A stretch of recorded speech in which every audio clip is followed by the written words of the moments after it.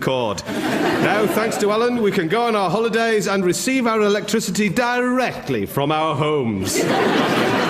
Alan's favourite TV show is The Littlest Hobo. Also on the team is Jools Holland.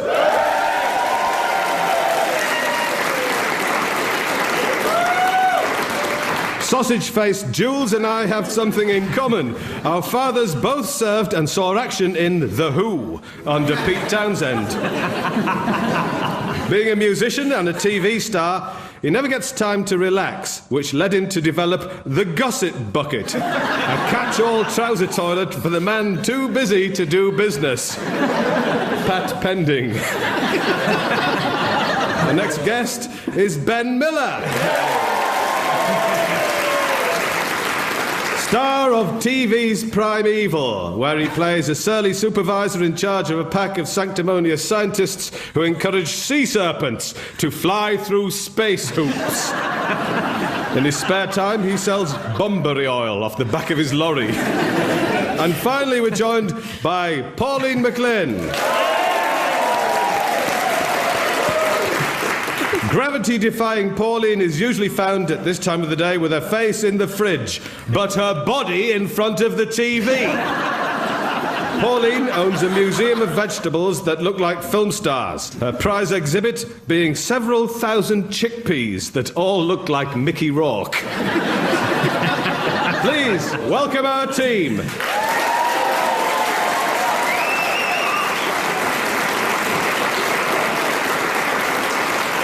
And so to our all-important questions. And first, we've got a question from... My name's Emma. We've got a question down there from Emma, who's waving a revolver around in the air. What's your question, Emma? Does the team have a guilty pleasure? Does the team have a guilty pleasure? Well, I love scratching, personally, a great pleasure. Yourself or others? Well, actually, I do scratch myself sometimes. Alan, what about you? Have you got a guilty pleasure? Shoplifting? What? Lifting? No, shop. Pervert. I do like power ballads. Yes. You know, the one, you're not meant to like them, but like when you're a bit down and then you stick it on, and I like the ones where... I'm not a misogynist, but the ones where the women are getting treated bad by their men, and they break into song, like, he stubs a faggot on my face, but I love him. Do you remember the one that Celine Dion did with Barbara Streisand, and the two of them were wailing at one another? Was it kind of a Lloyd Webber... it's like Loose Women, the musical. The noise... It's ugly, isn't it? No, but that's what you say. Oh, isn't it ugly? Then when you close the door, you turn it up and you're there, vomiting.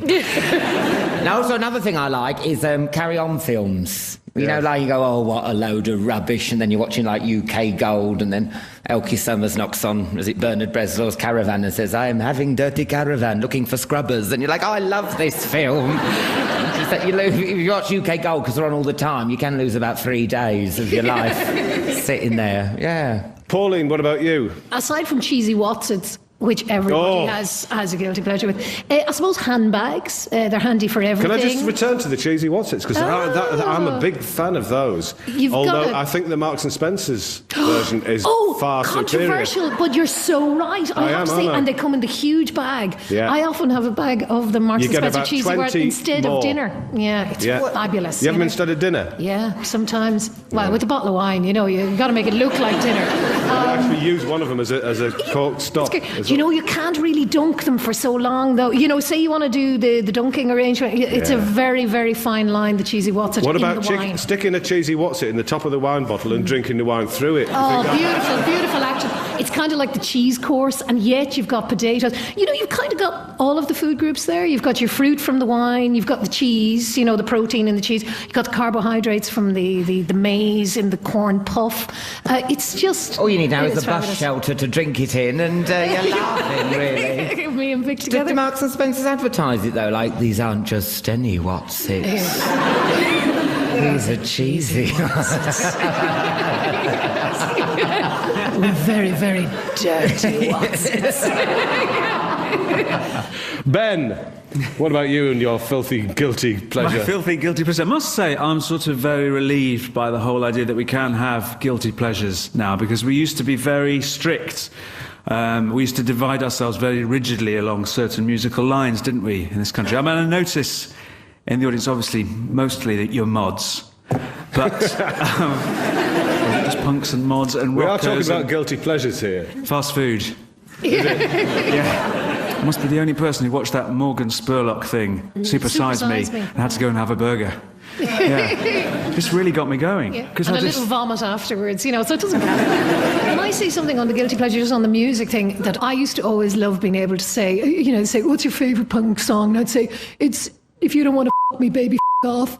And it's a kind of, it's a transitional thing, isn't it? Can I just interject at that point, Paul? I'm delighted to hear you know that song. That's the first record that I ever played on. Was that Wayne County and the Electric Chairs, wasn't it? And because it was the first record I'd ever played on, I said, can you send me a copy of it? Because I've never actually had a vinyl record with me playing on it. And I got a white label copy through, and I sat there with my mum and my aunt when I put it on. And it starts off, if you don't want to f me, baby, baby.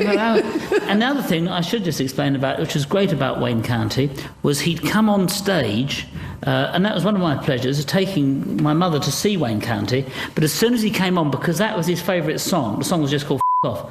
And when he came on stage, all the audience used to shout, F off, F off. And she said, why are they being so horrid to that man? I said, well, that's his song. So, Jools, what's your guilty pleasure? Well, I thought about this. I don't know if you can really get... Did you think about it long and hard? Quite long and hard.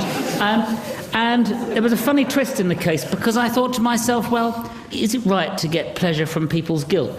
As a boy, much like yourself, I'd be taken before the war to the Old Bailey, where it was well known that when somebody was sentenced after a murder, that everybody in the court knew whether they were going to be guilty or not, except the murderer, because when the jury came back in, a little tip if any of you are up for murder, none of the jurors would look at the accused if they'd found him guilty. On the other hand, if he was going to be found innocent, they'd all be looking at him. So there was sort of a pleasure in knowing that somebody was going to be innocent rather than guilty, for me. So you're saying that your guilty pleasure is Schadenfreude? Yeah, thank you, yes. Next question comes from the sweat-soaked lady down there. Yes, that would be me, Vic. Oh, it's a gentleman, is it? My name's Shep. And what's your question? My question is, would the team ever have plastic surgery? Would the team ever have plastic surgery? I, personally, would like to have one leg a lot longer than the other, if I could afford it, so I could stand on mountainsides. Yeah. Quite comfortably. Also, the other bonus would I'd be able to perhaps hook out a lady's handbag from a drain. Yes.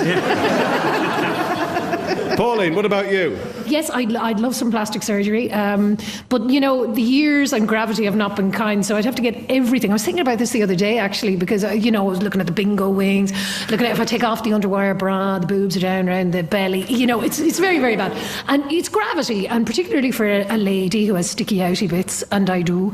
It's just it pulls them all down. But I was thinking that probably the best thing to be, because so much is wrong, that it would probably be best just to have the brain transplant. So have my brain transplanted into some leggy lovely. But the one thing about my brain is I'm not a very nice drunk. So, I'm not sure that the brain is even worth transplanting. But the beauty would outweigh that. Ben, what about you? I've got that male thing of I'm losing the buttocks are starting to go. I think it's the first sign. How do you know? Because you look in the mirror and, up to a certain age, you think, they're starting to droop. I've got a bit of a cleft going there. But then... a cleft? And you mean you didn't have one before? Is this not normal? No, that kind of thing, if you get a bit of overhang there at the base of the buttock. I don't know, Ben, you tell me. And I've noticed on men as they get older, that sort of disappears and the buttock drops. Essentially what happens is, you would say with much older blokes, they basically haven't got any buttocks at all. They just become sheer. It's just the legs join sheerly, just join straight into the back. Perhaps you could wear a bra. Back to front, underneath your underpants. I think you've come up with a new concept. I just have a vision of you checking your ass out every morning in the mirror. I had that vision as well. I'm very upset. Well, moving along. Shep, really, to answer your question, I think the main purpose of plastic surgery is so Interpol can't identify you. So So really, at the moment, I think we're probably okay for that. And in showbiz, I think it's good because people recognise your face, don't they? I think that's what if you look different every time you went on Parkinson, I mean, it just wouldn't be the same, would it? Well, Cher has, but nobody holds it against her. No, that's right. She's given him back. I don't know how I feel about being asked what I'd like to change from a man named after a Blue Peter dog. Shep. We've got a question from an emailer. This is from Phil Drake. And he says, does the team think they'd survive if they were stranded on a desert island? Alan, what would you do? I just wouldn't survive. I wouldn't. I mean, you know, like when you watch these films and like they're dead clever and practical and they make like an iPod out of 2 coconuts and a papyrus leaf. You know, and I just know in my luck, I mean, Man Friday would be a retard or something, and like at night time you just want to collect shells and stuff. You know, I don't know. I mean, I'm not very practical. So I reckon like with the milking the goat or something, I'd probably find it was a male, and then he'd start getting clingy. I'd feel jealous about leaving the island. What about you, Pauline?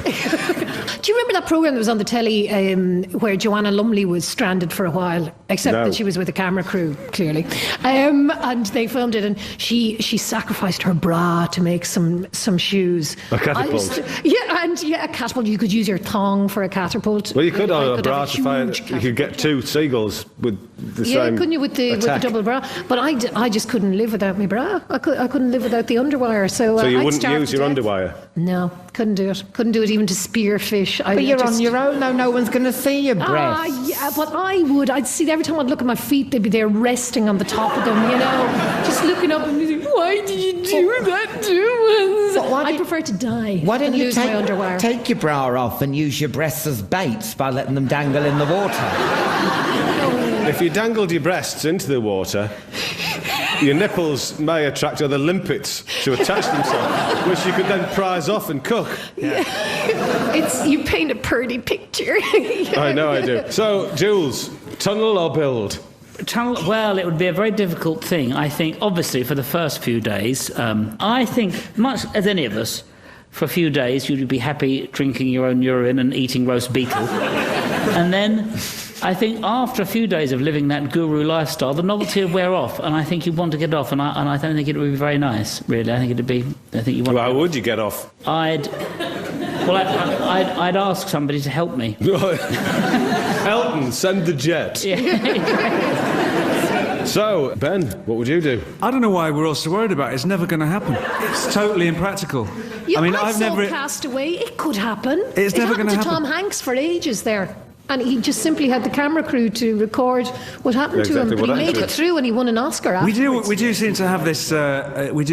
Seem to have this theory in our society that living on a desert island is something that we're all in immediate peril of doing. But I've never known anyone get stuck on a desert island. And how did those Celebrity Love Island? How did they get on there? Yeah, for it. Well, that was carnage, wasn't it? Yeah, that was carnage. Is it true that you can survive drinking your own wee on... For about 3 minutes. 3 minutes, okay. Good. So revulsion attacks. What do you do? What do you have a cup? How do you drink it? Well, I take mine from a goblet.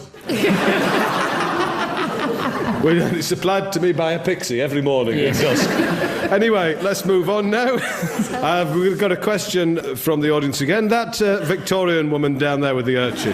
Hello, Vic. My name's Angela. My question to the panel is, has the team ever had a problem with their neighbours? Has the team ever had a problem with their neighbours? I'll ask Ben about that. My neighbours play music all night long. I think that's what they're on the way, muesli all night long or something like that. What about your neighbours? The problem with my neighbours is I have got some just new neighbours moved in, and I'm literally with a cup to the wall, you know. I'm just fascinated by the excitement of what's going on in the house next door, and I want to really sort of complain about it all, but I'm just very, very jealous about it. Even the bins just rolling around our front garden from next door, I think, oh, how fantastic not to care. Jules, what about you? Your neighbour's the Queen, isn't she? That's one of my many neighbours. I've never had any problems with Her Majesty the Queen, but the one problem I have had is I've been a problem neighbour because I make a lot of noise. You know, I'm playing the piano, so really I'm probably the worst neighbour you could have, playing the piano all the time, practising Don't call swearing. It noise, Jules. It's music. It's music, yes. Beautiful music. It's music. Alan, what about your naughty neighbours? Well, I don't really need to put a glass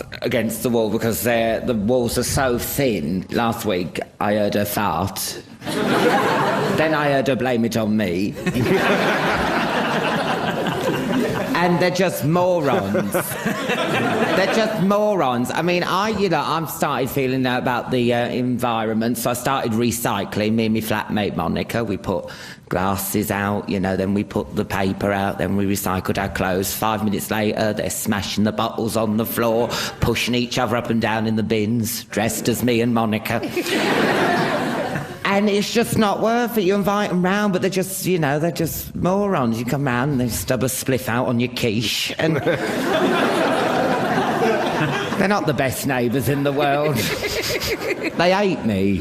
Are they a couple, or who is it? What? Well, no, she's got loads of kids. She's got 4 kids by 4 different fathers. I'm not judging her, but she's a slag. And she's hard work. She's just hard work. Pauline, tell me about your neighbours in the brothel. I did have a problem recently, actually, kind of related to that. I don't see any point in getting up before midday, 2 o'clock, of a day, unless I'm working. And because I'm an actor, mostly I don't. I'm resting. And so I took to having a bath at around 3 p.m. in my nudie.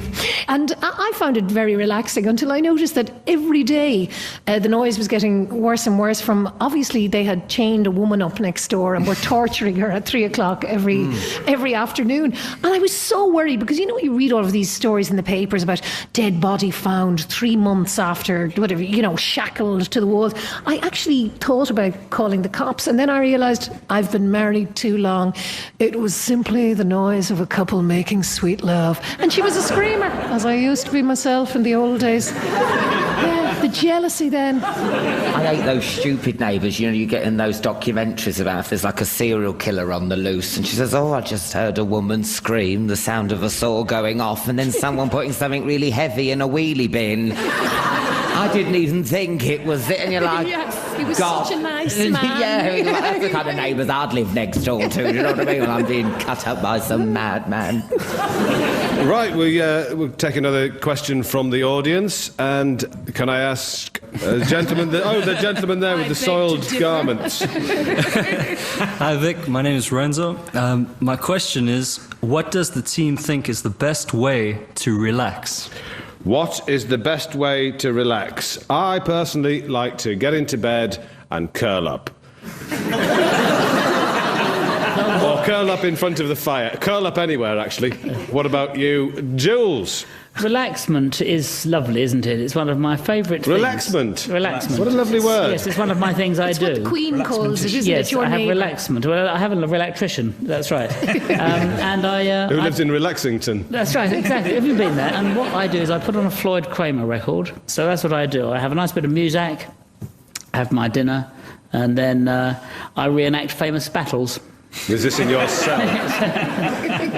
Yeah. What, with your dinner? Yes, in full costume. What do you actually use the dinner as? So, like the chips are Napoleon's. It'll be, yeah, that sort of. They'll be the French, and then I'll be sort of Henry V type of thing. Oh, you're mixing and matching then your time periods as well. Yeah, but you can do that when you're relaxing. You're doing relaxing. Of course you can. You can do Very anything. informal battle. Yeah. So, tell me about some of your favourite battles. Well, I quite enjoyed the Battle of the Bulge. Yeah. Ben, what about you? What do you do? I take it to extremes. I work an 8 to 6 shift in a chicken plucking factory. Takes my mind off everything, and at the end of the day, I just fall into sleep straight off That's to nice. bed. A change is as good as a rest, and that's obviously working for absolutely. you. Something to occupy your mind. Yeah. My mother can make me go from 0 to 100 by just saying, now calm down, Pauline. That's exactly the same thing, isn't it? Yeah, yeah. Guaranteed to make me epileptic with rage. So, how do you relax? Oh, sleeping. I'm going to be so good at being Are you a dead. keen slumberer? Oh, Sounds like it. Yeah. Do you know, I particularly if I'm on the dry, I sleep 11 If you're hours what, on a the day. dry? On the dry, yeah. What does that mean? Well, if I'm drinking, I tend to have very fractured sleep, and I drank 2 That's a pints term last from a night. heavy drinker, isn't it? I'm on the dry. I had 2 pints last night, and when I went to bed, I dreamt about saving the universe all night, and I was exhausted this morning when I woke up. But if I'm on the dry, I sleep very calmly, and I sleep 11 hours. That's my optimum time, which means half of my time left on this earth will be spent sleeping. I won't even know I'm dead if I slip away while asleep. Alan, what about you? How do you relax, as if I should ask?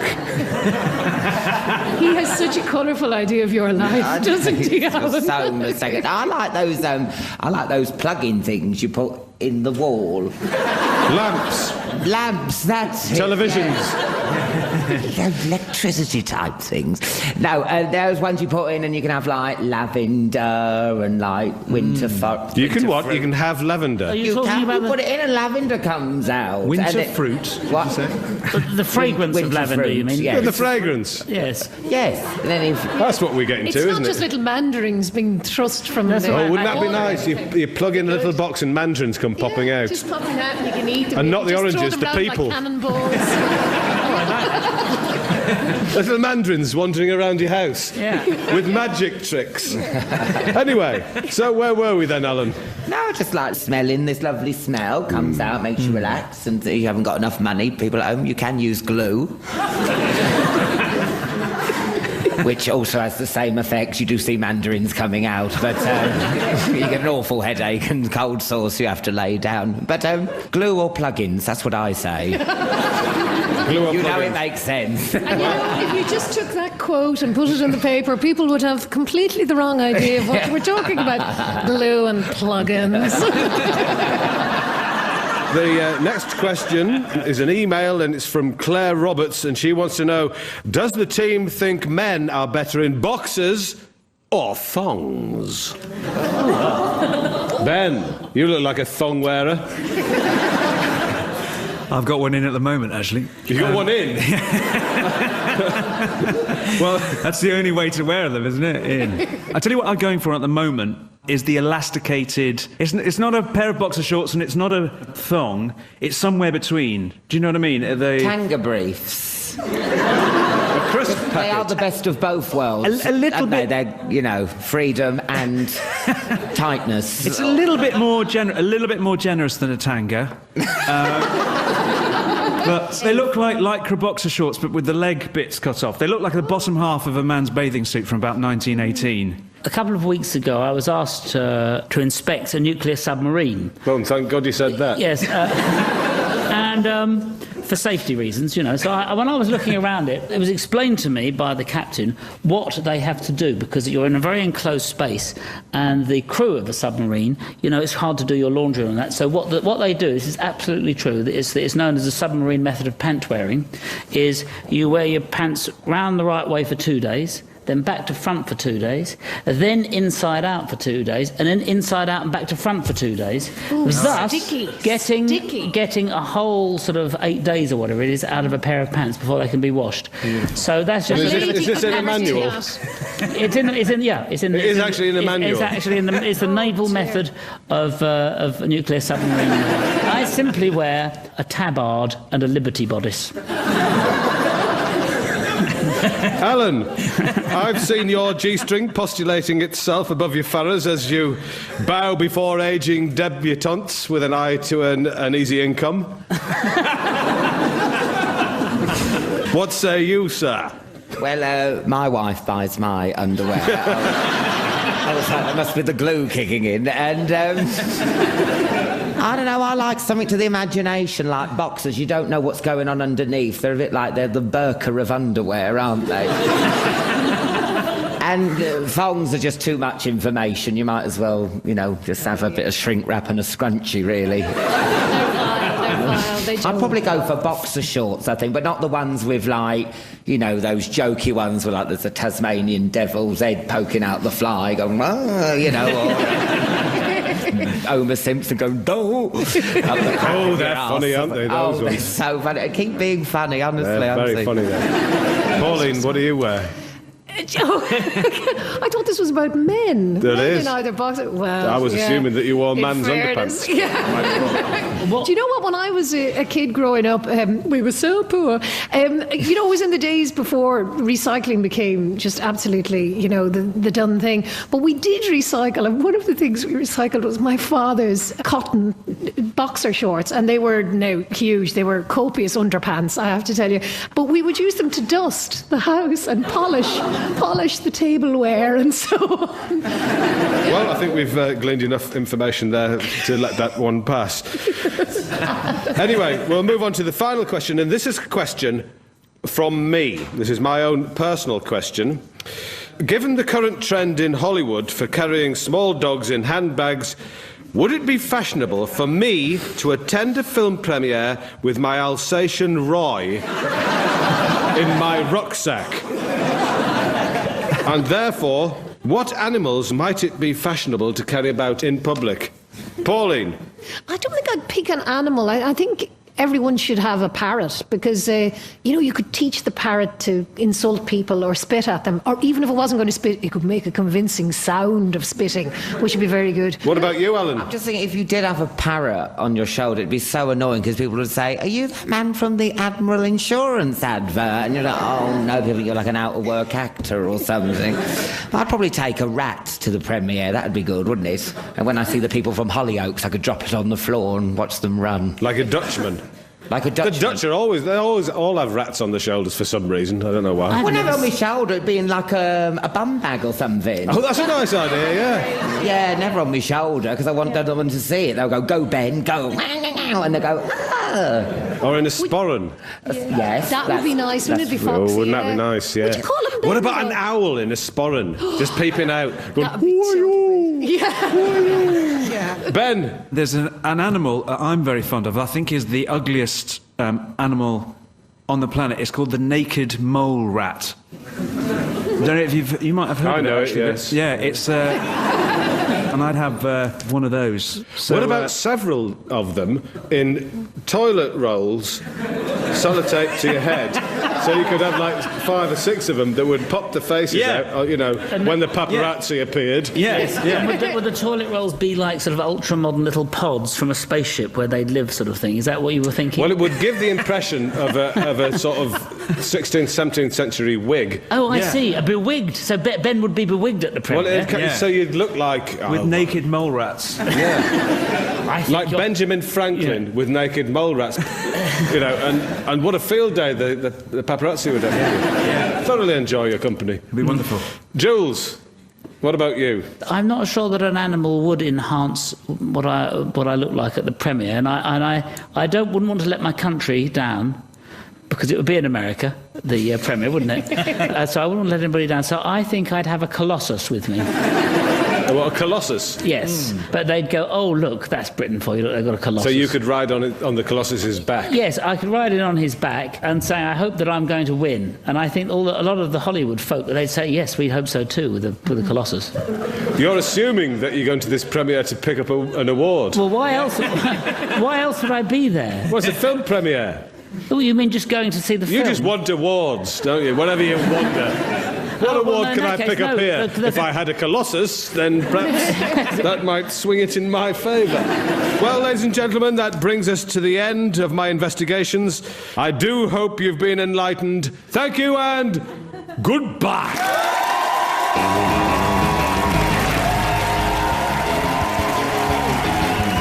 That was Does the Team Think with Vic Reeves and this week's special guests Alan Carr, Jools Holland, Ben Miller and Pauline McLynn. It was written by Vic Reeves and was produced by Paul Russell.